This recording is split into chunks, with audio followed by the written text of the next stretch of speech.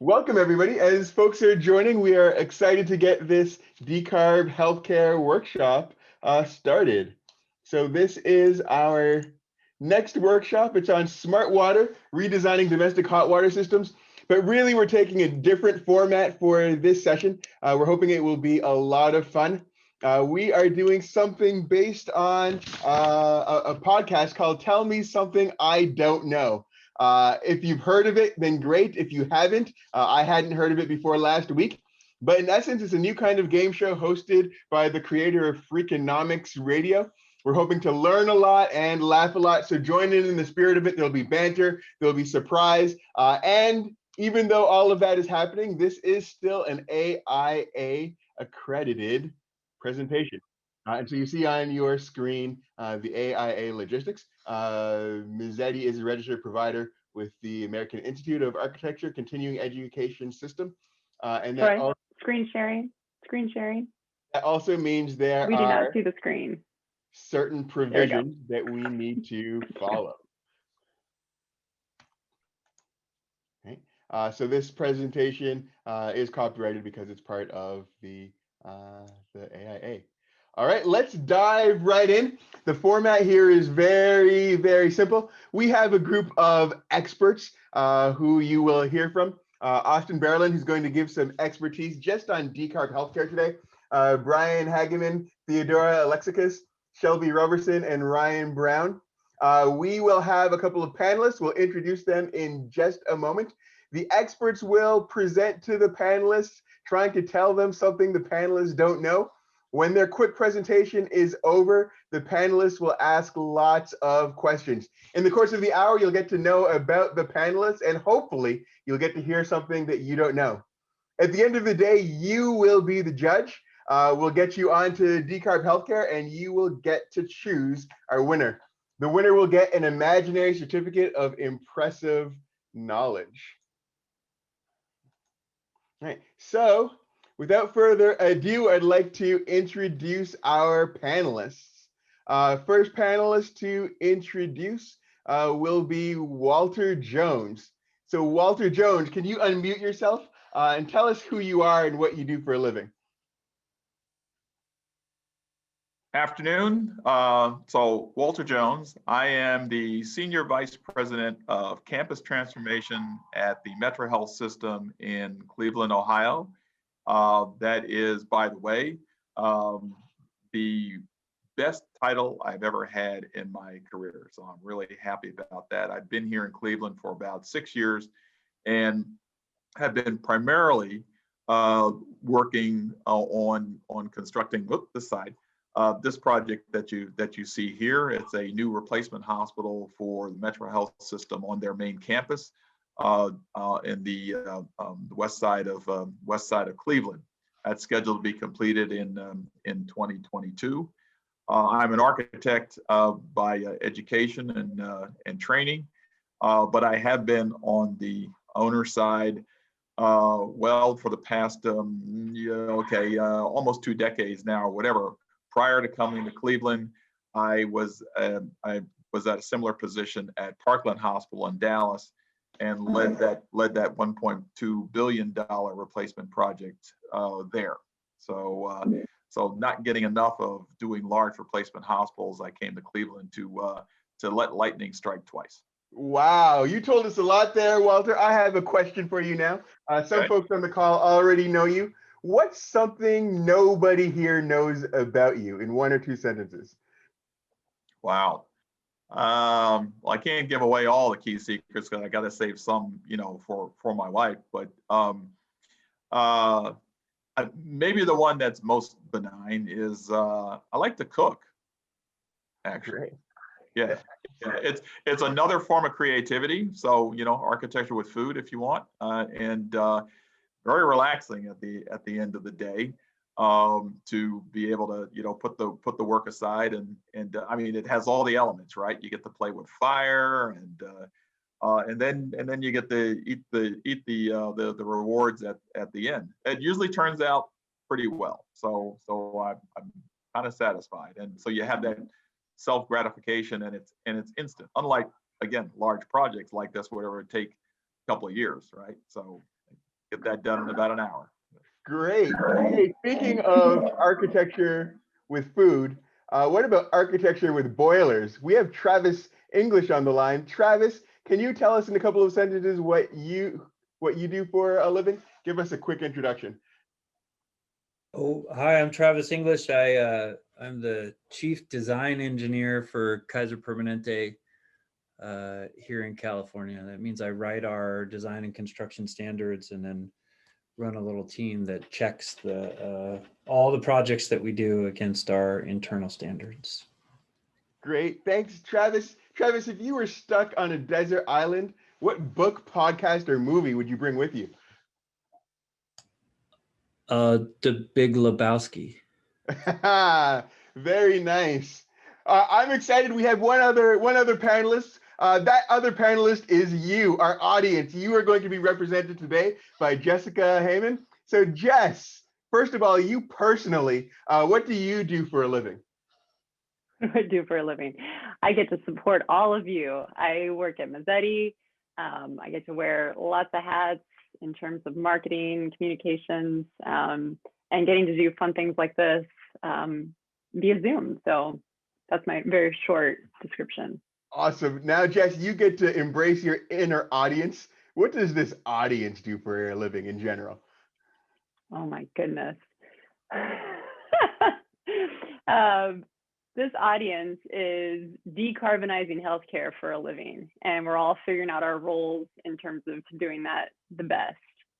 Perfect. Thank you, Jess. On behalf of our audience, you'll get a chance to know our panelists a little bit more. But now we're going to introduce our experts. Our first expert is a little bit different. He's going to be our expert on decarb healthcare. That is Austin. So Austin, first, tell us what you do for a living.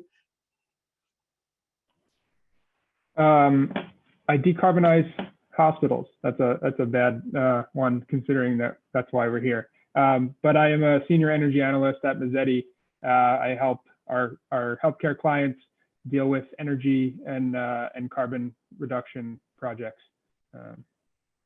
Great. Austin, what's the one story that you can share that your family tells about you?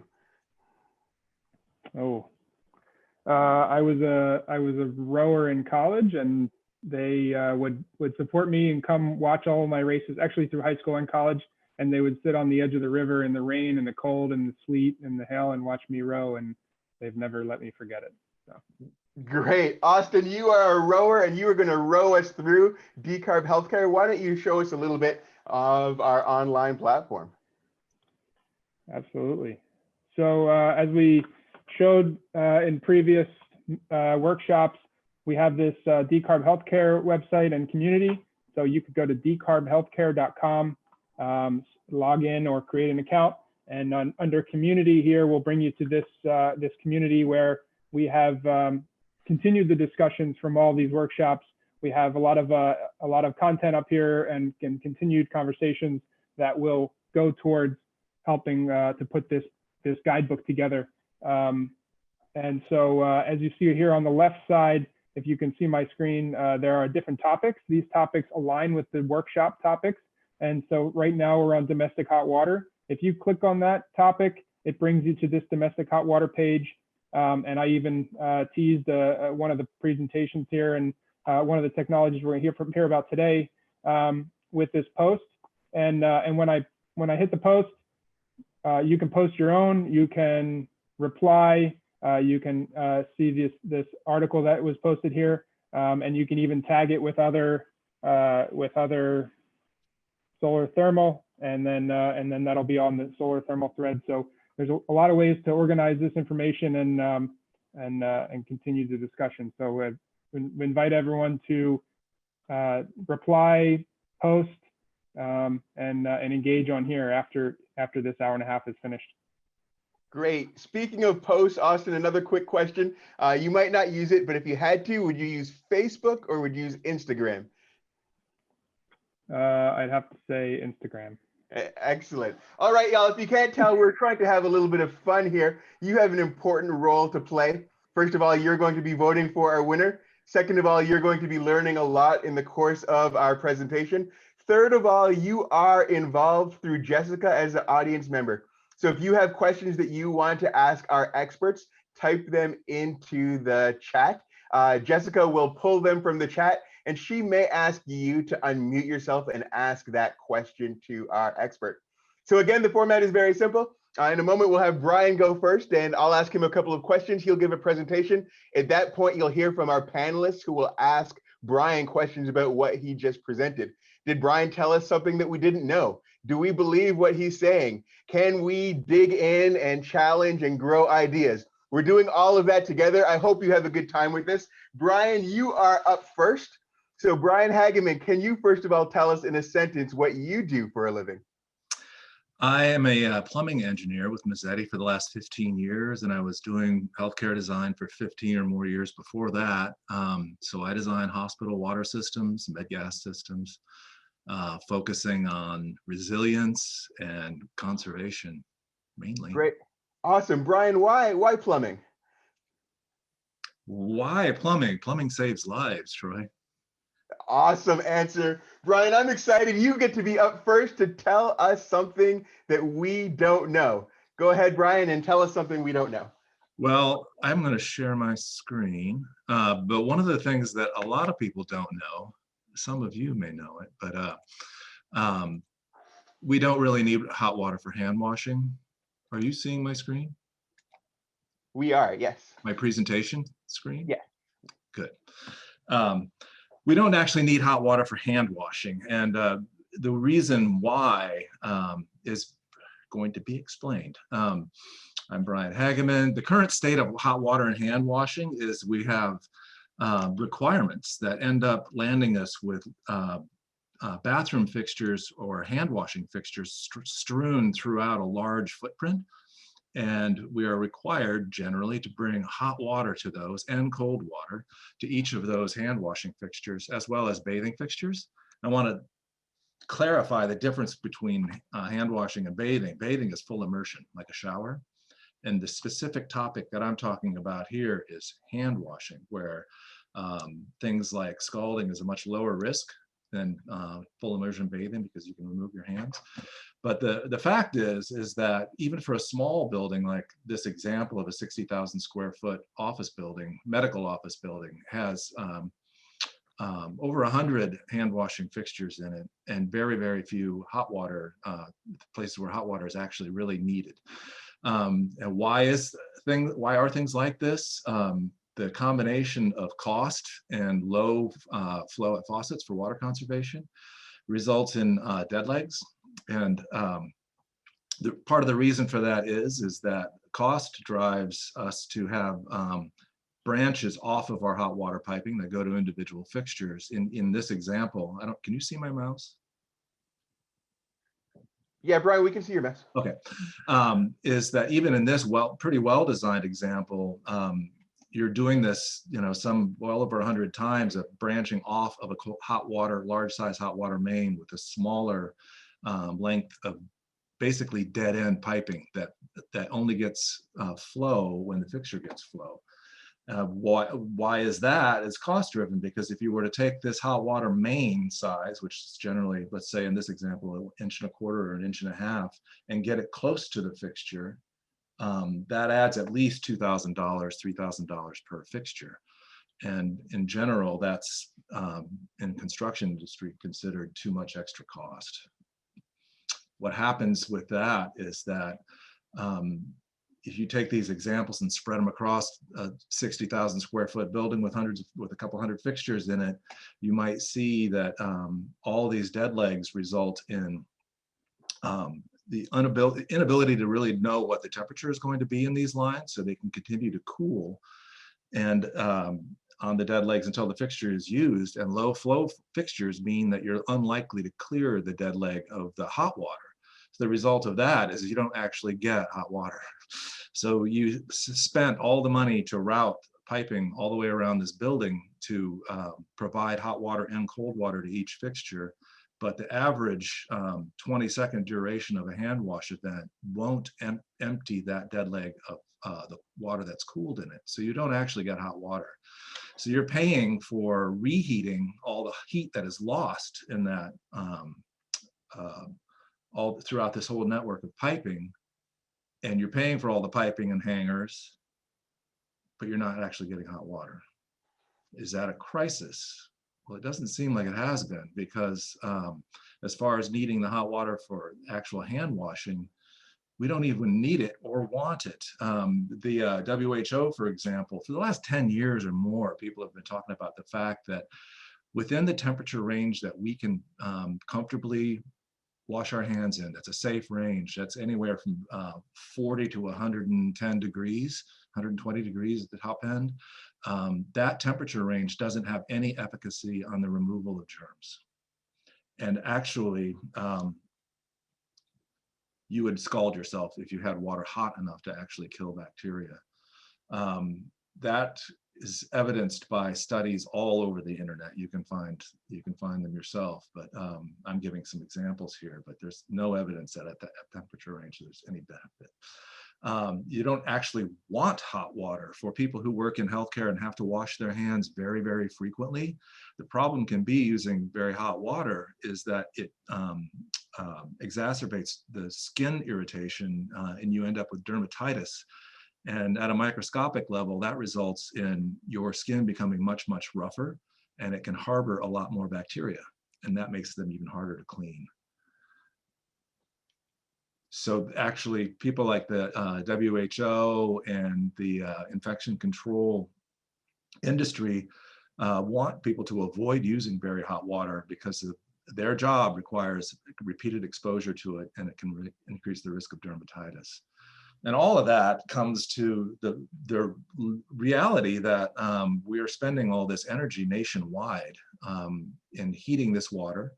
Specifically, you know, in your home, you won't see the kind of far-flung hot water distribution systems that like you would in a clinic or something like that. But even with just citizens' homes, there was a study done that indicated huge carbon emission drop if people just didn't heat their water for hand washing specifically. So the solution that we've been talking about for a long time now is the idea of never heating that water for hand washing and in that giant network of piping into the 120 normal degree temperature range so that it can then cool off. Instead, you heat it slightly to 75 degrees, and then the building's ambient temperature will just keep it at that temperature without needing to reheat it. And you wash your hands with that. You still provide hot water to other locations where you're doing full immersion or bathing is required, but for hand washing, 70 to 75 degrees is a comfortable temperature, and it is below the range where Legionella and other waterborne pathogens really like to amplify and multiply and mature. And so the result of that is we reduce the growth of Legionella. We're not paying for all this hand washing heated water. We're eliminating the dead legs where bacteria grows because we're eliminating a huge amount of square footage of real estate where pathogens can grow when we eliminate the whole hot water system serving the floor. And that also results in less water that's stored waiting to be used at sinks. So that reduces the water age, which is a direct impact on the stagnant water, on the stagnancy of water and the things that can grow in it. And we reduce first costs and ongoing costs. So that is my brief. I can go into, you know, design examples or other ways that we can do this, but that's the basic concept, Troy. Well, Brian, I'll tell you, you may have just told me something that I don't know. You are the first plumber that I know that says use less pipe. But before I turn it over to the rest of the panel, a quick question. Wait, no hot water for hand washing? Really? Have you tried it? I try it every day. And does it work? Yes. The fact is that when you go into a hospital, and in a currently designed hospital, like most hospitals are, and you go to wash your hands for a 20-second duration, you will probably not see water that's warmer than the ambient temperature of the building. All right. Because it's been sitting in that pipe. Awesome. Turning it over to Walter, Travis, and our audience, i.e. Jessica. Walter, let's get you going, and then Jess jump in right in there afterwards. Okay. So I guess the real thing is, one of the things I guess is this, would this become part of, similar to, the way of cleaning floors? In other words, the premise that while there's lots of now flooring materials or whatever that they don't need to shine and shimmer anymore, they don't need to be waxed, and we're trying to get out of the clean, sheen is clean type of philosophy. Is the cultural perception harder than the technicality, if you will, of I really don't need it, especially if they still remain at home, right? That's what that's what people are used to. That's what we're used to. And you come to another place and you kind of expect to do the same, and you're a little apprehensive that I just don't have that other faucet. So is that the harder problem to overcome than the technical problem? I really agree with that technically I recall many years ago when I started in an office building in San Francisco, and it did not have hot water at the public bathroom sinks. And I thought, well, this is a cheapskate approach to this building. And it fits in. Behavioral changes are what we all need to do to reduce carbon. That's all there is to it. I mean, now I'm perfectly happy with water that's at this temperature. I really don't need the hot water. It feels great, but we can't have everything we want. Having everything we want has not done us well.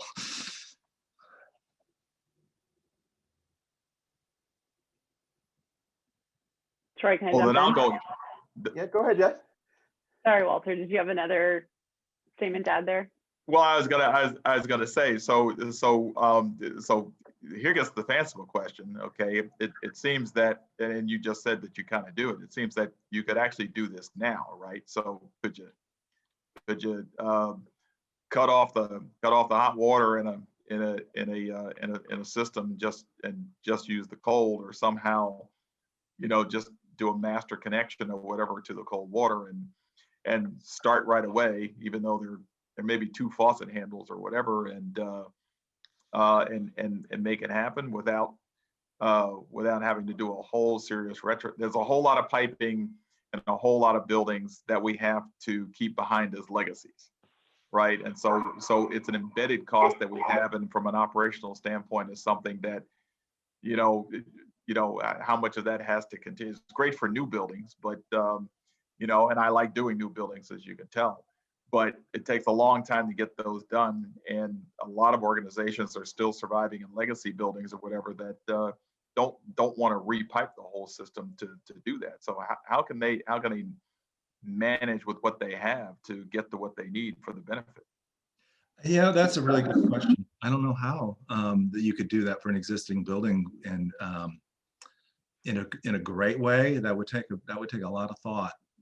It really is. I'm trying to turn the tide for the future with this concept mainly. Okay. So has this had its first pilot yet? I've just for backdrop, I think we've heard about this idea that we don't actually need hot water for hand washing well, I've been at Kaiser for 10 years, so I've heard about it for 10 years. I've never seen anybody pull the trigger on it. And I know, just to talk to our hospital project managers, if you're going to do $1 billion project, I just can't imagine taking the risk of not putting in a hot water system to all the hand washing fixtures without knowing that this has been done someplace. I think Walter's idea of a pilot where we at least shut off the hot water system and get a year or two worth of occupant satisfaction surveys would mean the world. Has this been done anywhere? We do have one project that is a non-OSHPAD clinic here in Berkeley. I'm in Oakland, but my next door neighbor town has a clinic that's just been constructed and has that system installed. And I know, like, for thermal comfort, we have some pretty standard occupant satisfaction survey questionnaires. Is that something that would be available there, where you could, I mean, if you have it installed and you put the staff in the building for a year, then you could, run a survey at the end of the year and see how people like it or dislike it, or hated and want to kill the plumbing engineer and ask for you by name, or other, right? That's a great idea. There's plenty of, yeah, we've been itching to follow up, but it's a little bit too soon still. But we definitely plan You on. put the plumbing engineer's name on a label at every faucet so that you know exactly who to call. This is where I step in and make sure that everyone knows that I didn't think of this idea. Walt did. When he brought it to me, I thought, wow, that's brilliant, especially coming from an electrical engineer. But yeah, no, I'll give them Walt's name. Great. Let's hear from the audience. Jess? All right, audience. Brian Hans, I think you're unmuted now if you want to ask your question. I am, Jess, but I'll leave my camera on not to distract. So, Brian, I had said, given the 70 to 75 degree temperature that you had recommended, there may still be some form of water tempering that it's required, especially in cold climate conditions. Are there ways to heat water without carbon producing heating? Many. We have a lot of options in that department, Brian. We can use waste heat recovery from the HVAC system, or we can actually recover waste heat from hot water use fixtures drainage. There's a Shark system that takes in waste and takes, from showers, or a sterile processing department, and takes the heat from that and can return it back to hot water makeup. Or as you know, we have on some of our hospital projects heat recovery from the HVAC system that we can use for those. We have a relatively low rise in some settings, and other settings we might have to go from 48 to 75. Depends on your location. But yeah, there are a lot of different options for that. Can I sneak one more in there, Troy? Another question from our audience. Go ahead. So Jeff, if you want to unmute and share, otherwise I can share. Jeff Bush has a question around laundry facilities and another question around showers. And I want to qualify this, because I believe, Brian, my understanding of the hot water example is specific to hand washing. Yeah. And so would not apply for laundry, showers, and other potential hot water uses. Is that correct? Absolutely. Yeah. The part of the nature of the reason why I showed that floor plan and kind of raced through it was the fact that these hand washing fixtures are so far flung. Basically, in most facilities, there's a hand washing fixture every 20 feet in any direction you walk in. But the laundry and the showers, a lot of that can be a lot more centralized or focused in its location. So one of the ideas might be to eliminate a lot of the system and then just provide smaller point of use electrical heaters where these actual needs for hot water occur, because it's always better to heat only when and where you need it. Excellent. Well, Brian, you have been an awesome expert. I have one question for you before you go. Let's pretend that you had 20 seconds to get in front of a building owner and convince them to try single temp hand washing piping. Real hard question, putting you on the spot. What would you tell them? I would ask them if they feel like they get hot water whenever they go to a sink and wash their hands in the normal amount of time that they're happy to do that, happy to spend that time. And if I'm almost certain that the answer is going to be no, the water always starts out cool. And I would ask them if they find that effective. And why are they paying for half of a water system that they never see the benefit from? Wow, that's an awesome 20 seconds. Let's give a round of applause to Brian, either electronically or with your hands. All right, our next expert up is Theodora. Theodora, you can unmute yourself and tell us a little bit about yourself. Who are you and what do you do? Hi, everybody. My name is Theodora, and I work at Tarragon Environmental Technologies. I'm a chemical engineer. I have a PhD in chemical engineering, and I guess I'm a little bit of not a little bit, but I am an expert on waste and generating energy from waste. So I was leading the development effort of the MAGS technology that I'll be describing today. And now I serve as the Vice President of Business Development at Terragon. Great, Theodora, thank you. If you could interview anybody for 1 hour, anybody in the world currently living, who would it be? Oh, wow.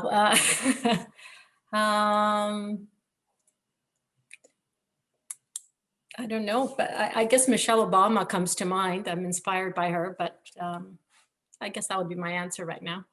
Great. Hey, you're going to tell us about waste to energy? I'm intrigued. Will you tell us something that we don't know? Theodora, why don't you go ahead and present? Okay, will do. So I'll share my my screen.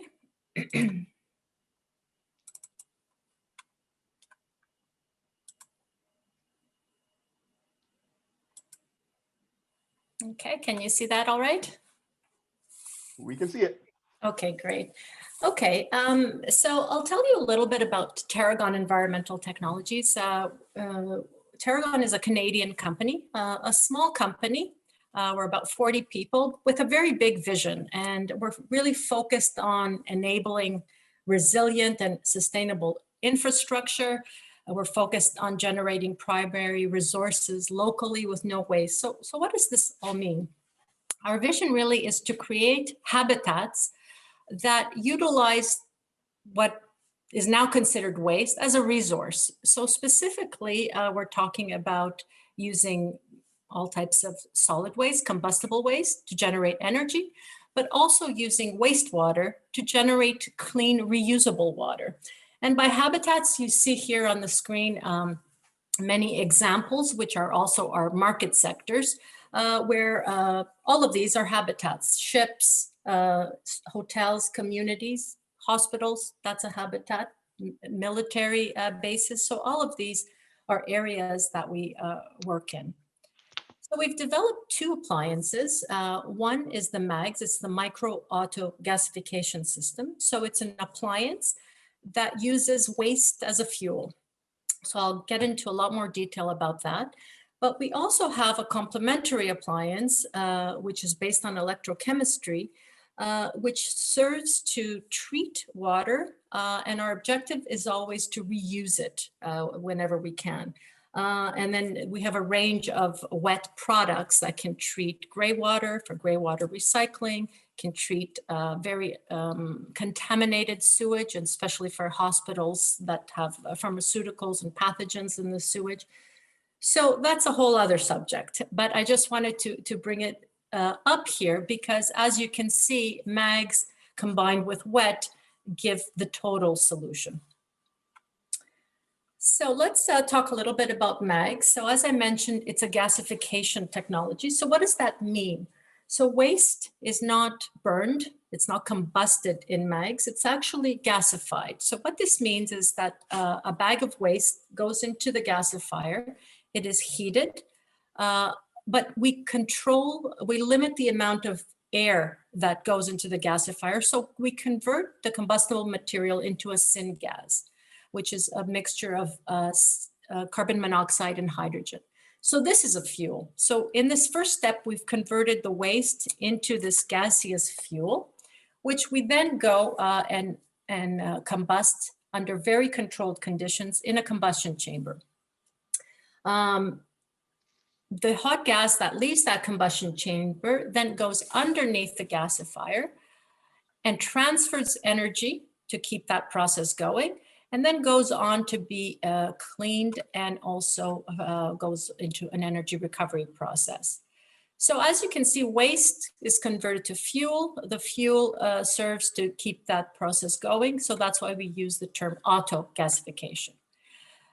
In this appliance, there's an integrated off-gas cleaning system, starting with a quench, which shock cools that gas to prevent dioxins and furans from forming, and we remove particulates and acid gases. So what comes out, it's a very clean gas that's released into the environment. In this quench step as well, we've actually transferred the energy from the gas into water, so allowing us to go with a water-to-water heat exchanger and pick up that energy. So we pick up energy, 120 kilowatts of energy, and is delivered to the site as a hot water at 140 Fahrenheit, 60 degrees Celsius. What can MAGs accept? Anything that's combustible. So mixtures of paper, cardboard, plastic, textiles, oils, oily rags. So it doesn't care if it's infectious or not. So that's why you'll see from the numerous applications we have, it's being used widely, and we also have experience using it with infectious waste. So it is a commercial technology. We've been commercializing it over 5 years, and we have 4 different market sectors, so that you'll see. More than 60% of our installations are in the marine sector. So cruise ships, especially those going into environmentally sensitive areas, as well as leading commercial ships, are selecting our technology because it's just better performing than the alternative, which is shipboard incinerators that are very polluting. Remote communities, that's an area of focus for us, especially combining it with the wet. And we have systems in Hawaii, in the Arctic, as well as other places. The military, we've worked with them to not only develop and trial the technology, but it's being used on board ships and military bases. And the last one is the sector that's most relevant here. It's industrial and biomedical waste. So here the technology can be used to treat all types of waste that have a high cost of disposal. And one can use the equipment on site to treat the waste and also generate energy from that waste, and also benefit from other advantages as well. This technology has won numerous awards for innovation, and it's also been certified for safety, which is a requirement to install systems on board ships. The other initiative that is worth mentioning here is with regard to the categorization of this equipment. So I know I'll be asked, so I'll just put it out there. It's often by regulators looked at and categorized as an incinerator. And it's important to differentiate it because of its better environmental performance and its design. So UL has created a new category of equipment for an energy appliance that's fueled by waste. And we're in the process of getting a certification from UL under this new category. And this will be very helpful in installing MAGs in buildings and hospitals and in any site. We also have approval from the USDA approving MAGs to treat international waste. So any waste generated at airports and so on. So why do we feel that MAGs is an excellent solution for hospitals? Well, it can accept all of these types of waste that, apart from the general regular type of waste. I'm focusing more on the biomedical waste here, and it can take the regular infectious waste, pathological, even sharps, pharmaceuticals, solvents as well. So it's very flexible, can be used on site to replace an autoclave, for example, and certainly to replace, a third-party hauler that hospitals often use to take care of their waste. It also does part of a job of a boiler because it actually produces hot water, which can be used as a preheat to a boiler and therefore increase the energy efficiency.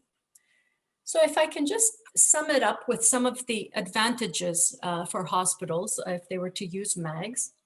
Number one is that a hospital could safely destroy their infectious material on site. And this would eliminate the risk of liability of having third-party services take the waste and they would securely destroy it on site. Also, obviously, they would generate energy from that waste. So using the system can treat up to 500 kilograms per day of infectious waste and generate 120 kilowatts of thermal energy. There is a definite greenhouse gas emission benefit because when you look at most hospitals that have third-party haulers, even autoclaves, there is greenhouse gas emissions at every stage in terms of transport and final disposal of that waste. So we've shown there is a great benefit to installing mags on site. And finally, with hospitals, there's an economic benefit because treating treating waste on site using mags can actually save the hospital money. With this, I'll end my presentation and we would be happy to answer your questions. Thank you. Great, Theodora. Welcome to Tell Me Something I Don't Know, at least our spin-off version of it, loosely inspired. If I were in the audience, I might ask this question, so I'm going to ask you. So for some people in our audience, waste to energy and bell bottoms both disappeared in the 1970s. Right?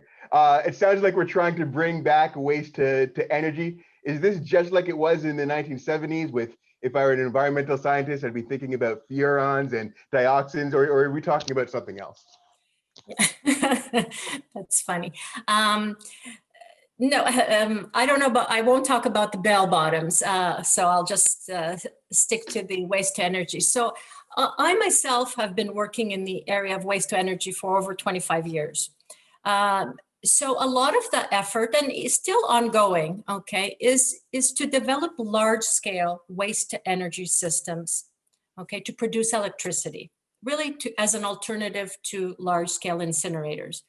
And I myself did that for a good part of my early career for the first 12 years using plasma technology. What we've done at Tarragon is really developed an appliance, and that's where this is innovative.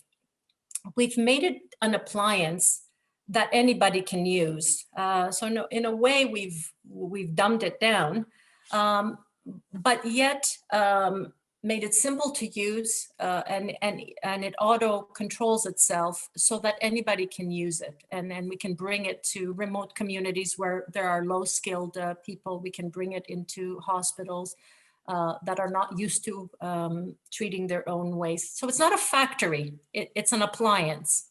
And that's, I think, the main difference. Great. I'm going to turn it over to Travis, mostly because, Travis, I want to ask you a question. If you were walking up to one of these devices, what's the first object that comes to mind that you'd want to throw into the mag? And then go ahead and ask your question. What's the first object that I would want to throw into the vat? Is that what you said? Into the mag, into the waste to energy system. Oh gosh, whatever's nearby, right? And my question is going to be about people are already in the yeah, good comment, Walt. The population of the ASHRAE 170 committee.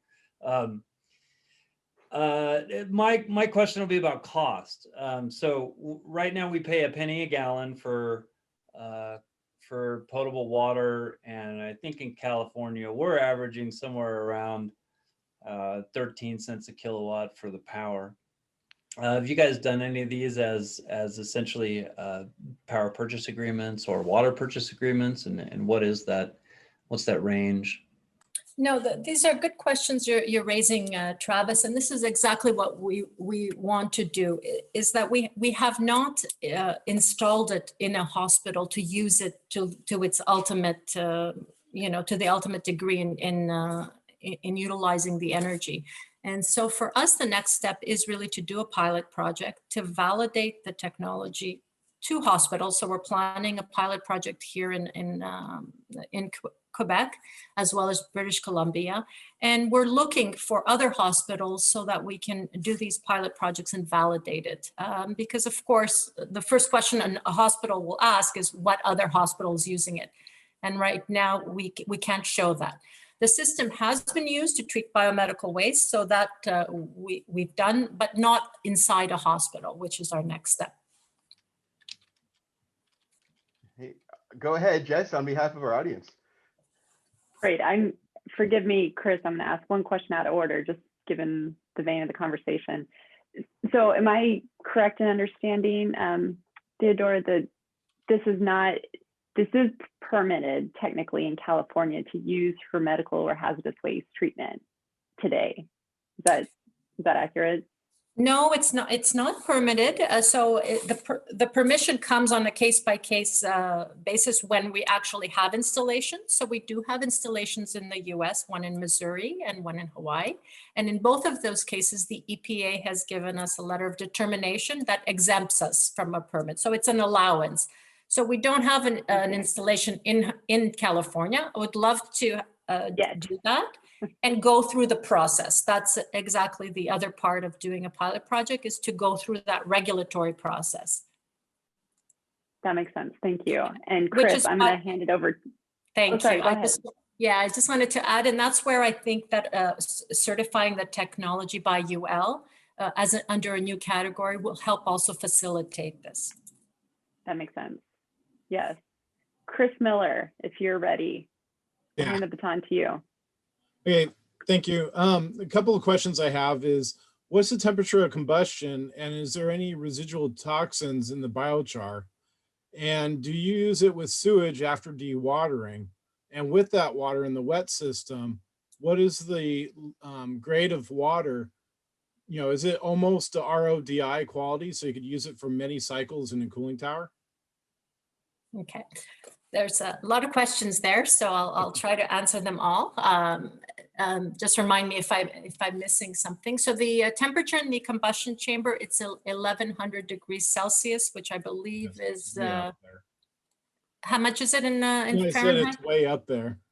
Yeah, it's way up there, and we control it. So that's why it's much easier to burn combusted gas than it is just mixed solid waste. So that's why we can get good combustion. What can contaminate the biochar? You're right. The biochar can be contaminated by heavy metals if they're found in the original waste stream. So if you're treating electronics or batteries or that sort of thing, the heavy metals will find themselves in the char. And this simply will mean that char will maybe become classified as a hazardous waste, so it'll have to be disposed of as such. So one thing I didn't mention is there's only 5% of the original volume that remains as char, so it's still a great volume reduction, but you may, in some cases, end up with a hazardous char. And we do have some projects where we're treating electronic waste, and this is just a fact. Yes, the system can treat sewage sludge.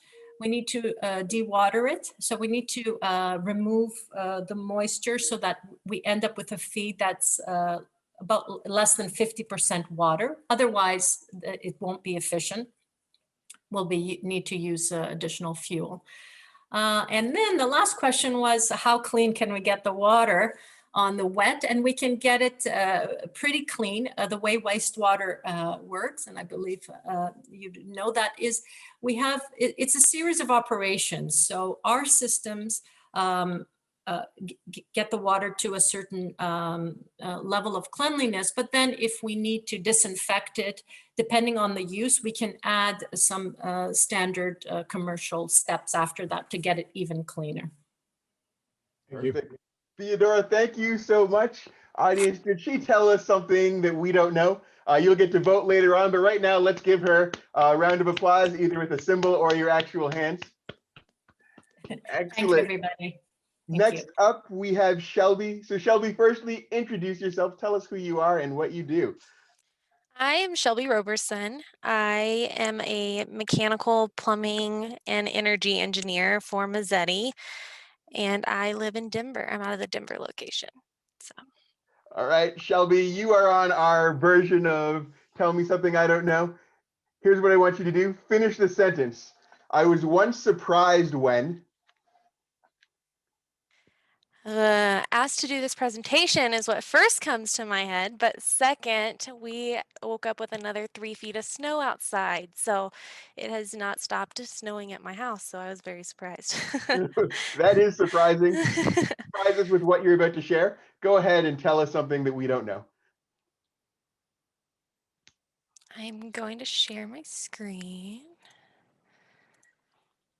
All right, hopefully you can see that. So we're going to stay on the subject of wastewater energy, converting to energy. And I want to first up say I was able to use this technology. I am not a manufacturer, rep, anything like that for this, but I was able to use this technology and have been very impressed. So that is why I am doing the presentation for this, and it's a very exciting topic. So to start off with, we are right now in our buildings, we are just throwing money down the drain because we are literally putting wastewater into our sewage systems without using it. And so something that we wanted to look at was how can we reuse that? And Brian Hageman alluded to this earlier, but we've got the shark piranha system that we were able to use we were using it for a multifamily project. But this system basically is heat recovery, and it takes heat recovery from the waste, and we're using it for domestic hot water. And so I'm just going to kind of walk through kind of what we used and how this works. And so basically you're looking at this raw wastewater and converting it to using refrigerant and preheating our domestic hot water loop. And so there's a lot of sectors. The sectors that, looking at is anything that has a lot of waste. So you're looking at hospitals, you're looking at apartments, you're looking at student housing, laundry, anything like that. So with our building, we were able to look at EUI analysis for this, which was really awesome that we had an owner wanting to look at a lot of options. And so just annual use of this, looking at just a normal electric resistance versus heat pump versus our wastewater heat pump, which is the Piranha unit, we were down 10 EUI for year. So it was pretty impressive, and it was something that we were able to move forward with in our project. So basically it's looking at wastewater as a battery and using that to preheat our domestic water. So we're capturing it, and then we are using a closed loop system and taking that through so this is the unit itself, but we're capturing the waste, and then we are pumping it through this heat exchanger, and then we have our cold water coming in, and we have hot water coming out. And so here is just kind of a general, I am grateful that they let me put some of this up. So for this, we're able to use it for hot water. There is heating hot water, snow melt, radiant options. I've had experience with the domestic hot water, and we only had to size our hot water heaters for about 10% of our domestic loads. So you are looking at a very large electrical use drop for a building when you are able to implement a heat pump versus a wastewater source heat pump instead of implementing electric. And then one thing just to note, kind of looking at the equipment that we use for this type of system is we have the heat pump, but you have to have a big tank. And let me tell you, these tanks are huge. So you are taking all of the waste sewage water from the building, you're putting it into this tank, and then you're pumping it through this heat exchanger. We have a preheat tank, but we also had a backup electric heater since we needed about 10% of that load for our building. And then this was just kind of an overall schematic, not to get into too much detail, but just wanted to show that to you guys. So, and that's really all I have for the presentation. I'm open for questions. Great, awesome. Over to you, Walter Jones. Yeah, since there are two of us, you'll have to, the real Walter Jones, please stand up. Yeah, right. So I think we saw it flash there, of course, is that so after the first presentation it says, well, we actually don't need hot water, at least for hand washing anyway. So this would then be more attuned to perhaps providing the remainder of hot water necessary Yes. particularly in a hospital healthcare system. Is that what you're thinking of in terms of the application? Yes, absolutely. You still need hot water for a hospital. It's just not, you wouldn't have to have it for hand washing.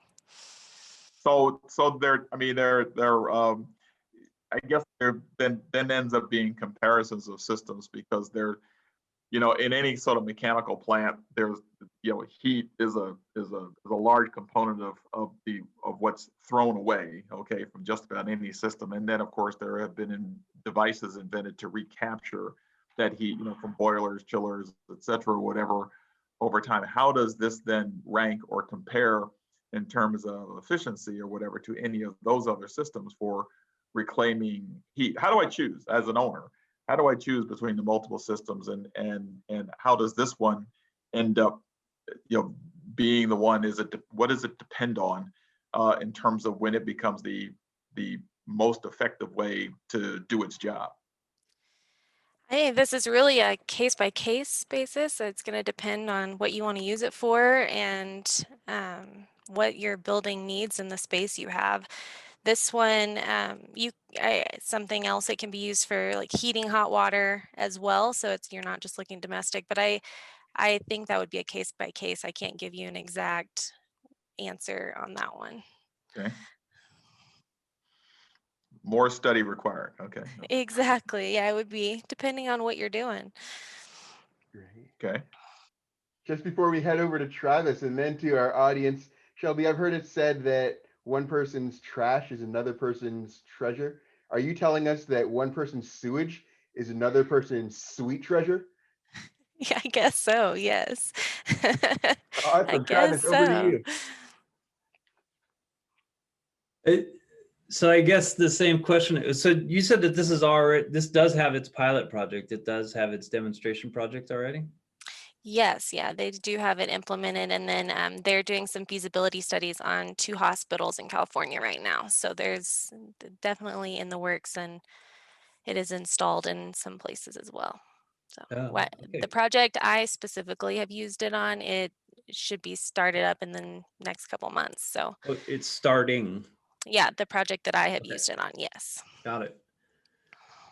I'd be interested in the years worth of case study data, I'm guessing. Yeah, absolutely. Yeah, and my owner is up for that as well. So we'll be sharing as much information as we gather. So Actually, yeah. So actually, and then Troy, if you allow me, so here would be the other question I would have is that, so who's the daring facility that wants to be the lead on this, and how did that conversation go? Because I think that's actually the, you know, the real that's the real key. Okay, I mean, you know, who did you convince to get into this much hot water? it's actually a developer out here in Colorado, and we do all net zero buildings for them. And this was a solution that we brought and discussed it thoroughly, became really good friends with the manufacturer pretty much, and we were able to bring that to the table. So it was actually not a difficult thing to sell, other than looking at the space and looking at the money for it, the cost for it.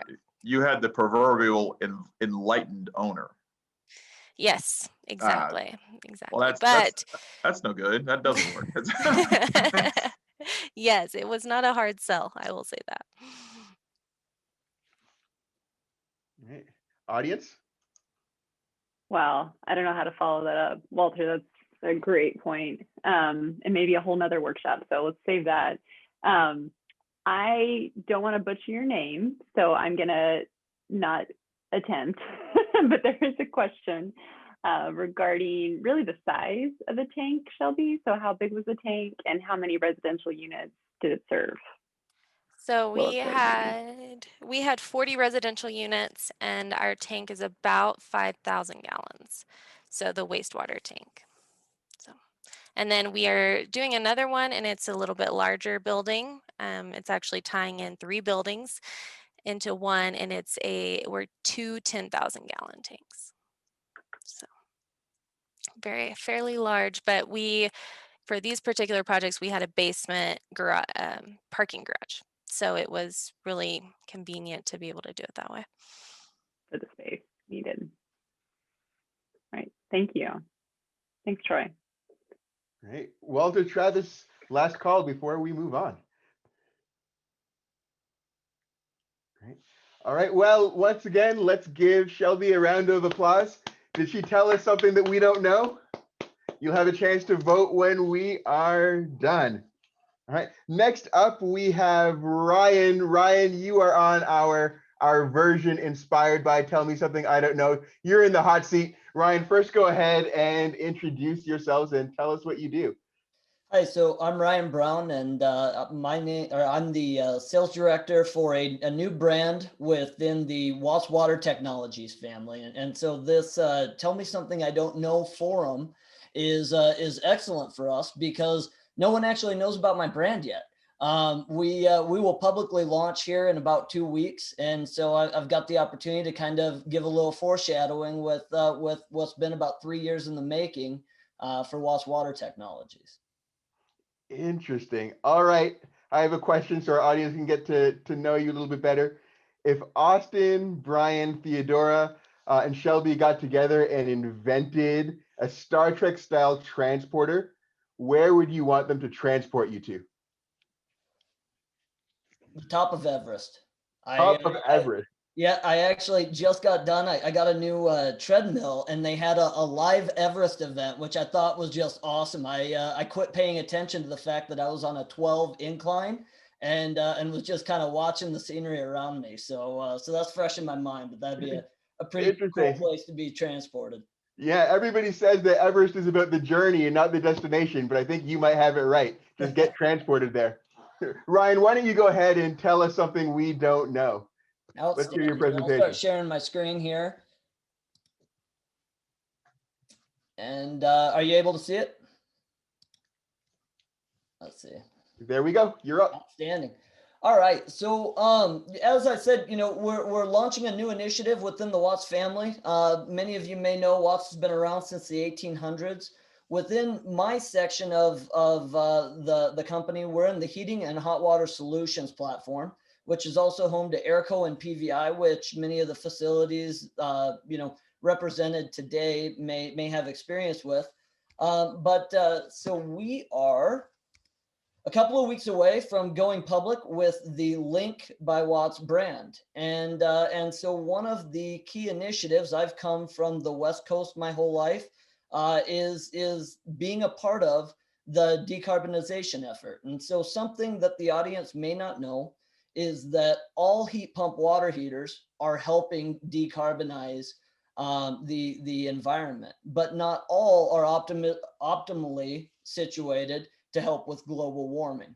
And so we'll dive into that a little bit. So, one of the things that I really like to drive down on as we get into this is that the ultimate goal of decarbonization is to reduce and curb global warming. And when you look around the country, the commercial building environment is really kind of target number one. If you look at where we can make the most impact the quickest, we really look at building operations and how we are applying the appliances and the technologies to manage those buildings. And so heat pumps really moved into the market as this gained traction and gained more following. But as we look at heat pumps, the common refrigerants in use today are either 134 or R410.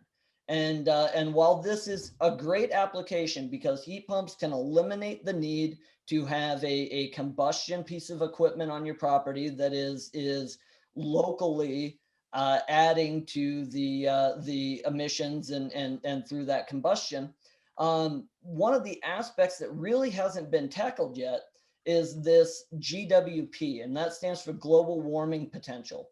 So while we are electrifying our application, we are putting a lot of equipment out there that if it fails, if it leaks, that refrigerant goes out to the environment and has a pretty detrimental effect on global warming.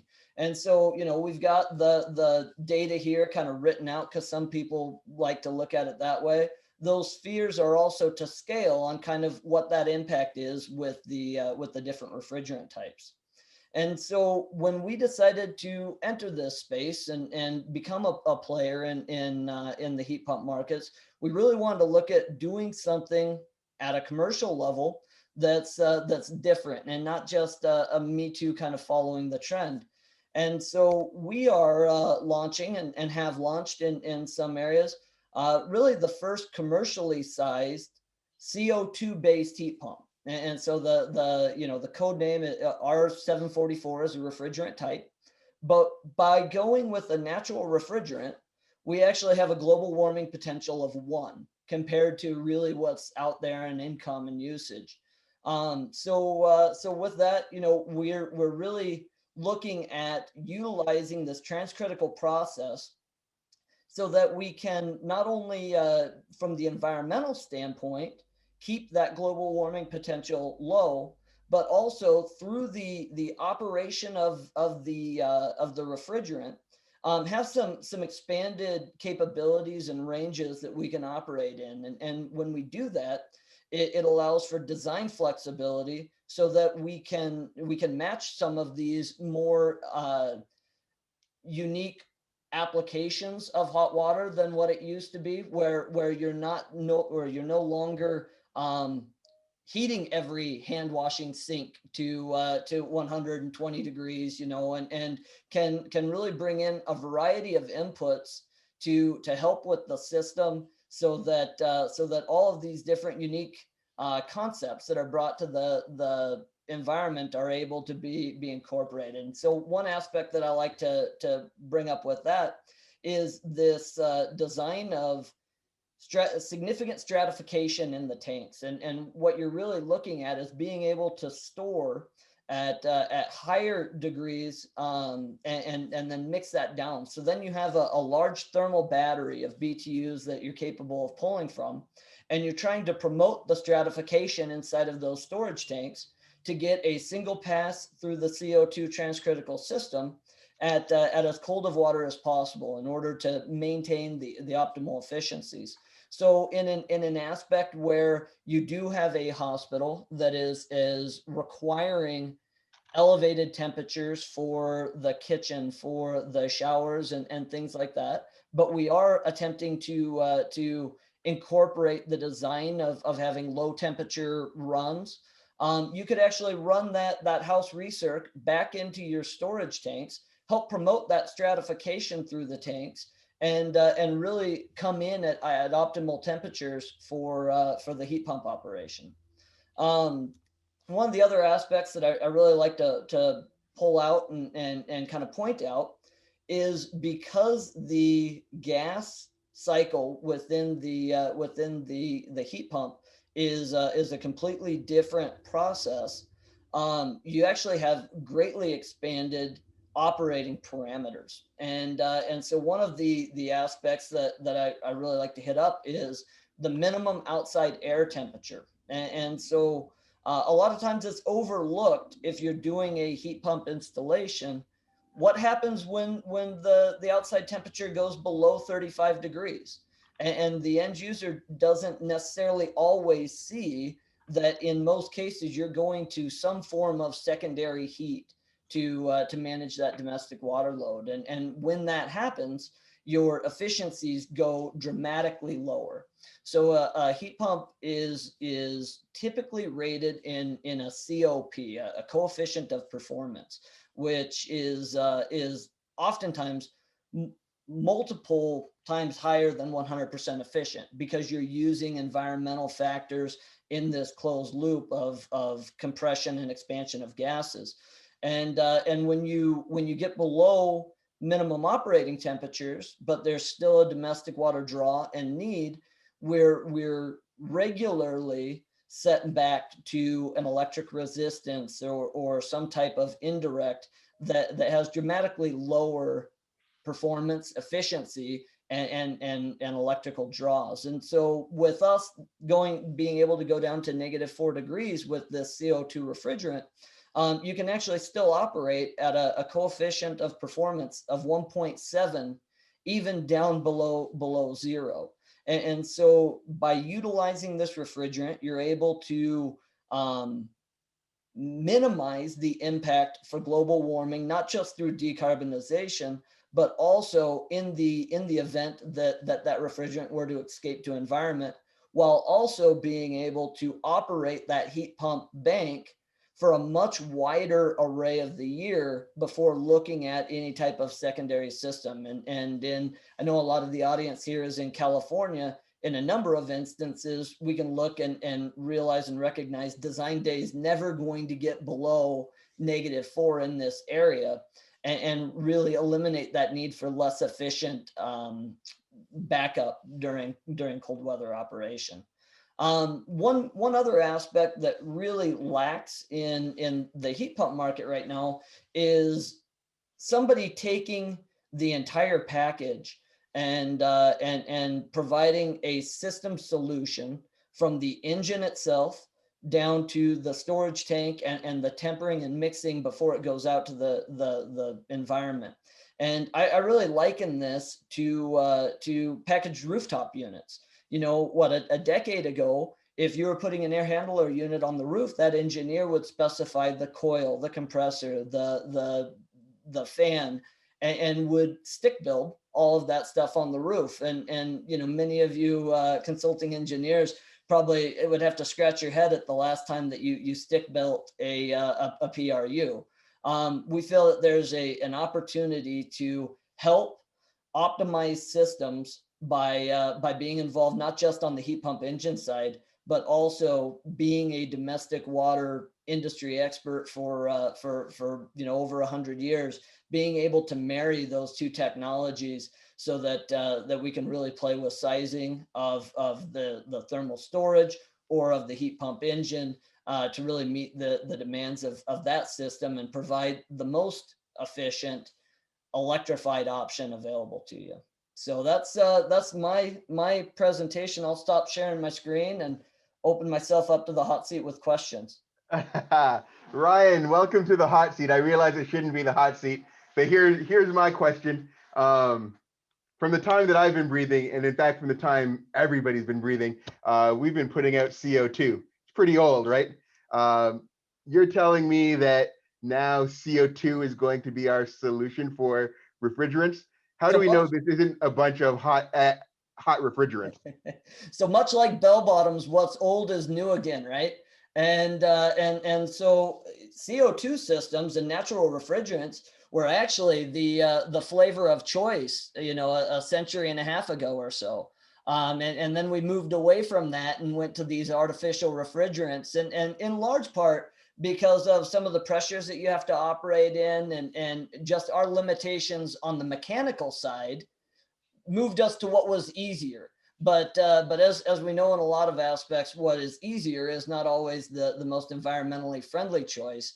And mechanical equipment has gotten dramatically, exponentially more reliable to where those pressures that you operate with CO2 and some of the other limiting factors 150 years ago are really a non-factor in today's mechanical space. Right. Excellent. Travis, over to you if you have any tough questions for our presenter.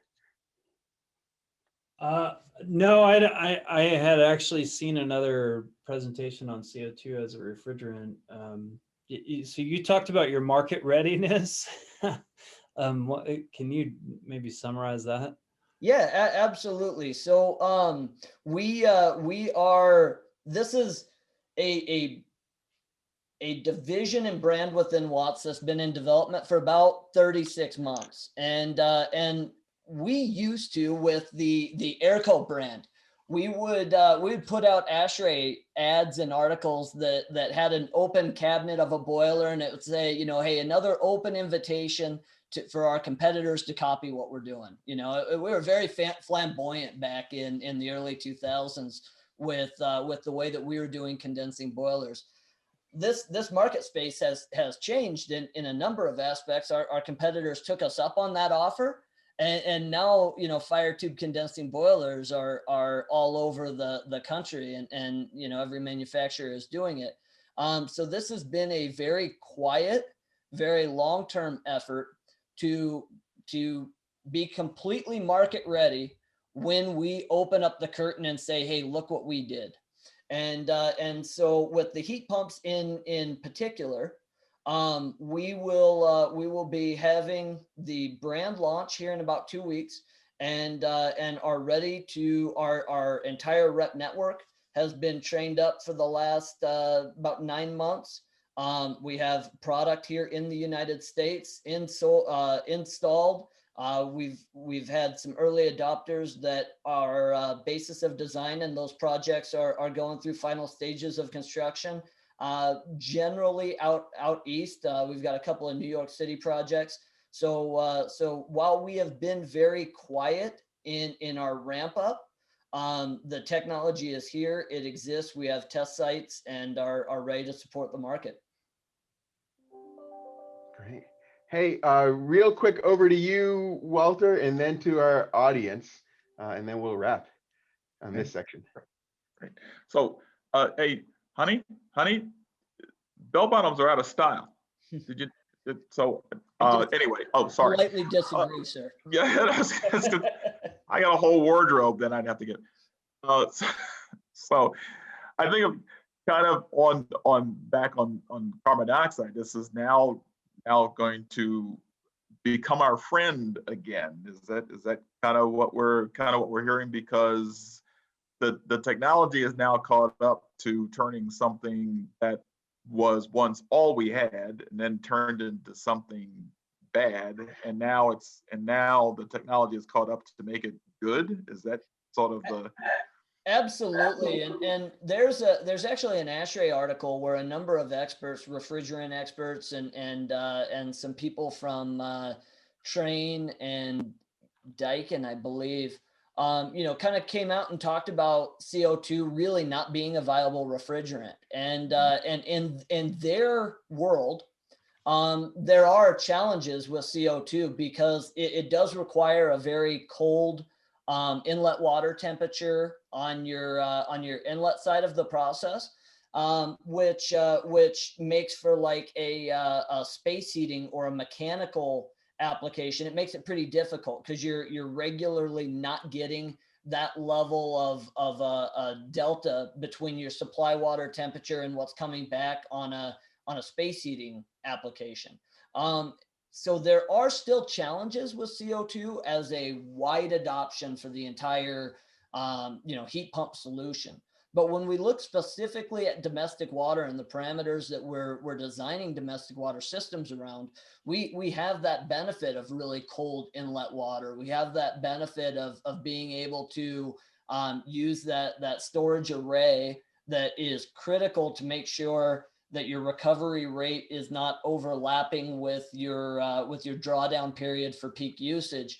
So these parameters that exist within domestic hot water actually make it ideal for a CO2. So this may not be the refrigerant of choice or of the future for every single mechanical and plumbing opportunity, but it makes it a really future-proofed and viable responsible refrigerant for domestic water applications.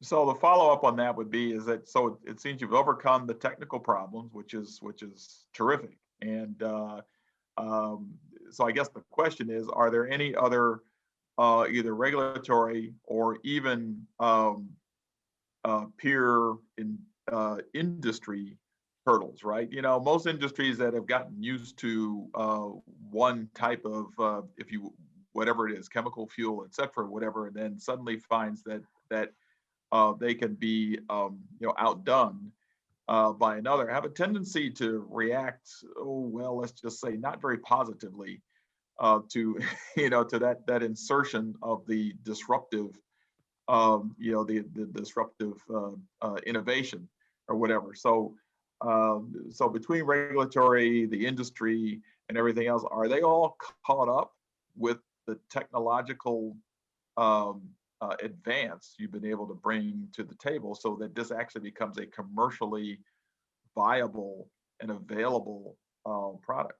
Yeah, absolutely. So R744, which again is that technical classification for CO2, is utilized already regularly in industrial applications, is widely available. If you look to purchase a charge tank for R74 right now, you could find any number of online dealers and local suppliers that your refrigerant technicians would be familiar with, and can buy the refrigerant, no problem.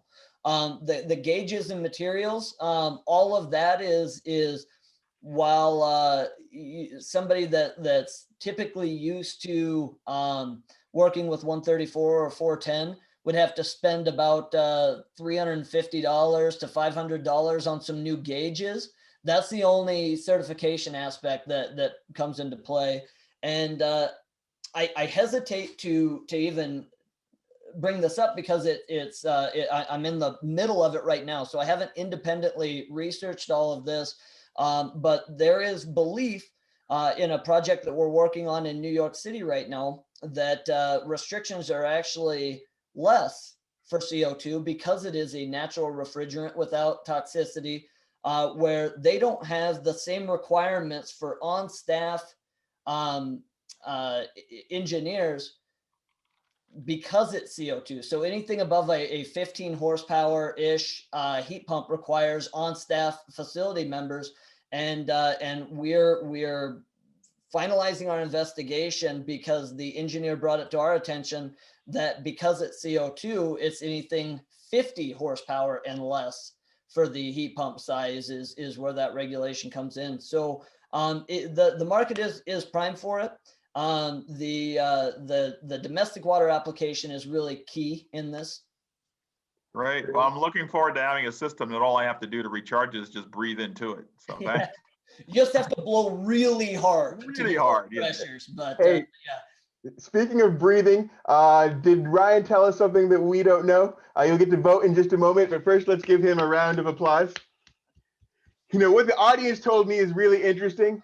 They told me that we heard 4 great presentations, but these days, when we're on Zoom calls all the time, it feels like things go back to back to back to back, and we don't have a time to breathe in the oxygen and breathe out the CO2.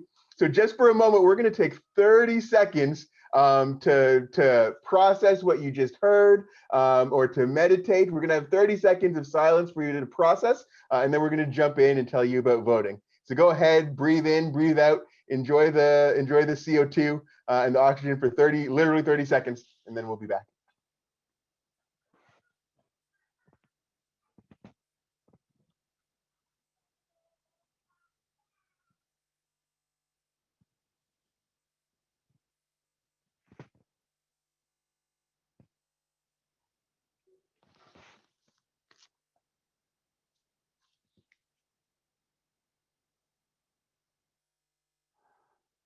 Thank you, audience, for that suggestion.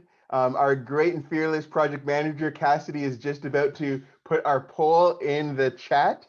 Here's the criteria for Tell Me Something I Don't Know. The criteria is simply, did they tell us something we didn't know? Was it worth knowing? And do you think it was true? Those are the 3 criteria, right? Did they tell you something you didn't know? Was it worth knowing? And was it true? Cassidy is going to go ahead and put the poll in the chat. You'll quickly log on to decarbhealthcare.com and we'll see who the winner is. So in just a moment, Austin is going to share his screen and we'll see the poll results come in.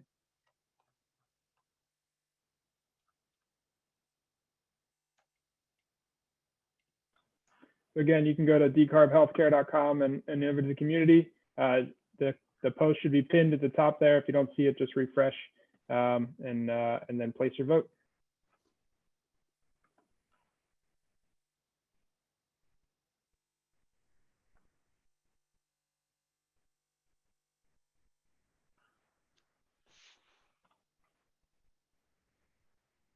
I won't show it yet.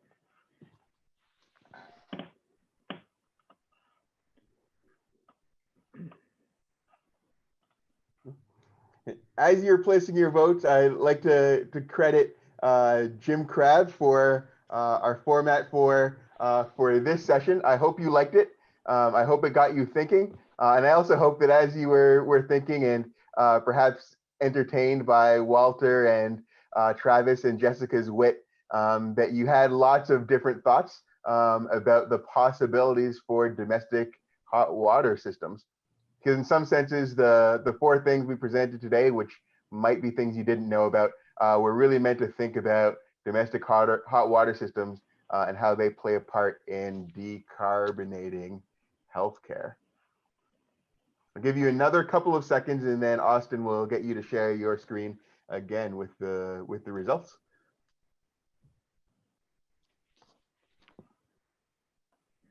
By the way, just as a reminder, the prize is an imaginary certificate of impressive knowledge. I like to think that things that are imaginary are closer to their true form and therefore are more valuable than things that aren't imaginary, right? It's as close as you can get to priceless without being priceless. So still in the realm of possibility, and that makes it very valuable.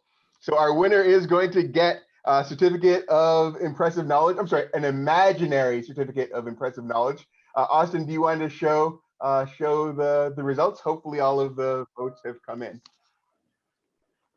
Oh, it looks like we need to get some more votes. If you haven't voted, go ahead, log on to Decarb Healthcare and share your vote. Some of you may be having trouble getting there. Go ahead and hit refresh so you can vote again. And just as we are doing the vote, let's turn to put some of this conversation together.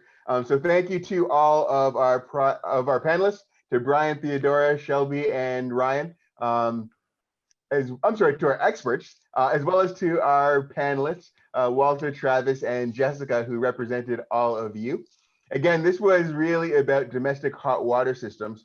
Brian, Theodora, Ryan, Shelby, I'm curious to hear from you about what you learned from other presentations that you think might be helpful in decarbonating healthcare, especially if it's put in concert with yours.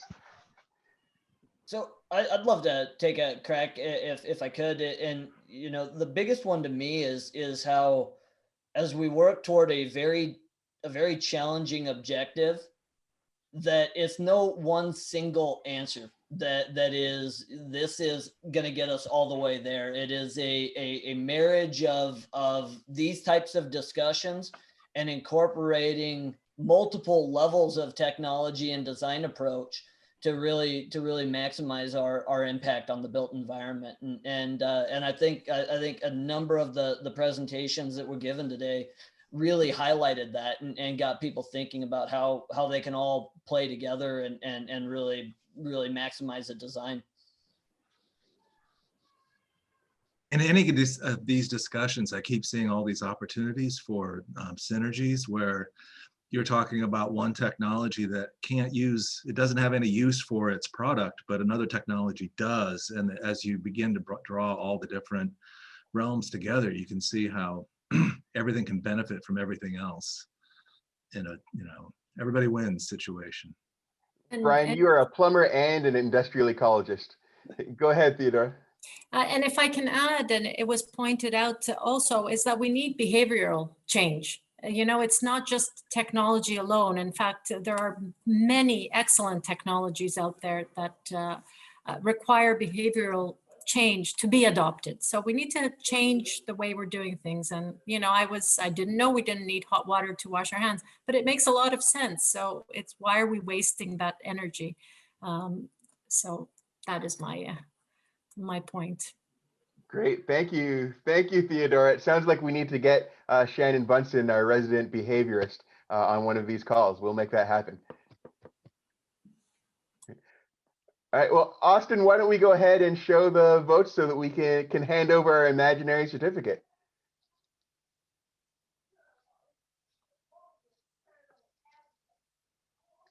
All right, and it looks like the person who told us something that we didn't know, it was worth knowing, and it felt true, was Brian Hageman. Brian, you get the imaginary certificate of impressive knowledge. My friend, to Brian, but frankly to all of you, we are impressed. Let's give a round of applause to all of our experts and all of our panelists, including Austin Berlin, Brian Hageman, Theodora Alexakis, Shelby Roberson, Ryan Brown, Walter Jones, Travis English, and all of you as represented by Jess Heyman. Thank you all.